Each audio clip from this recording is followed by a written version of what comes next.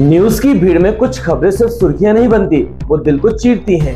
एक ऐसा ही मामला आया है मध्य प्रदेश से, जहां एक युवक ने अपनी पत्नी को खून पसीना बहाकर पढ़ाया लिखाया, उसे एक बेहतर जिंदगी दी, लेकिन बदले में जो मिला वो सपने नहीं सिर्फ धोखा था। अब वही पति दर-दर की ठोकरें खाकर पहुंचा है पुलिस के दरवाजे पर। न्याय की भीख नहीं, इंसाफ की गुहार लगा रहा है। क्या है पूरा मामला, कैसे टूटा एक भरोसा और क्यों बन गई कहानी हर मेहनती पति के लिए एक सबक।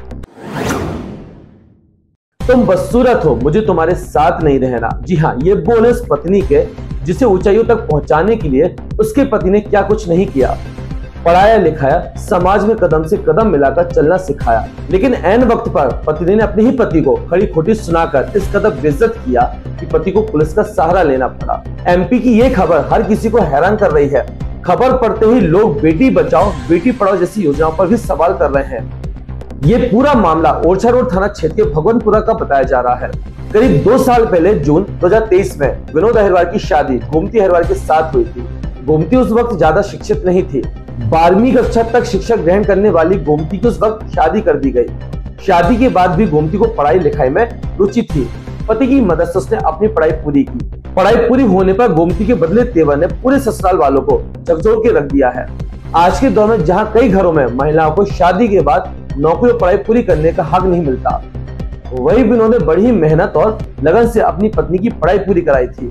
पढ़ा लिखा कर गोमती को ग्रेजुएशन की डिग्री हासिल करवाई, लेकिन जब गोमती पढ़ लिख कर काबिल बन गई तो उसने अपने ही पति के साथ रहने से इनकार कर दिया।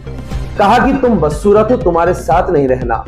काले गोरे होने पर किए सवाल। पति का कहना है कि गोमती हर वक्त उसे धमकी देती है जैसे ससुराल नहीं जाना है, और अगर वो वहां गया तो उसे जान से मार देगी। पति आगे बताता है कि वो सांवला है, उसकी पत्नी खूबसूरत है, इस वजह से गोमती उसे अक्सर धमकी देती है, ताने मारती रहती है। फिलहाल विनोद अपने परिवार समेत एसपी दफ्तर पहुंचकर पुलिस से गुहार लगाई है कि जल्द से जल्द उसे न्याय मिले। वो गाली गलौज करती हैं और इनसे कहते हैं कि वो सुंदर नहीं है। और जब वो शादी हुई थी उनकी, तो शादी के बाद वो 12वीं तक पढ़ी थी। 12वीं के बाद उनको पढ़ाया लिखाया है, ग्रेजुएशन कंप्लीट करवाया।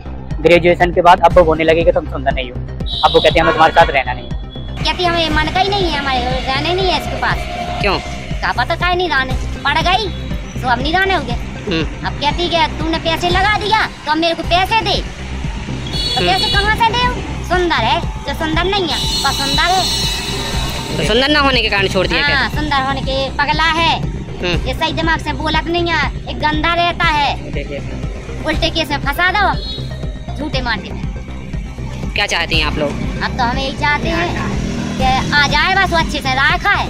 पढ़ाया लिखा है, सब कुछ करवाया है, वो पढ़े जिसको रहना चाहती है। अब हम सुंदर है, हमें तुम्हारे रहना है। देवी चलेगी पढ़ाया अपने तक मेहनत की, मैंने पढ़ाया चाहे सब हो गया, पढ़ाई हमें रहना नहीं। हम सुंदर है, हमें रहना तुम्हारे संजय। कौन सुंदर है? मेरे वाले भी चलाए। और आप? हम ही सुंदर नहीं, हम सारे अंदर। ऐसी ही सच्ची सीधी सिस्टम से सवाल करती खबरों के लिए देखते रहिए एमपी टॉक। मैं हूं आपका अपना भुवन शांतनु।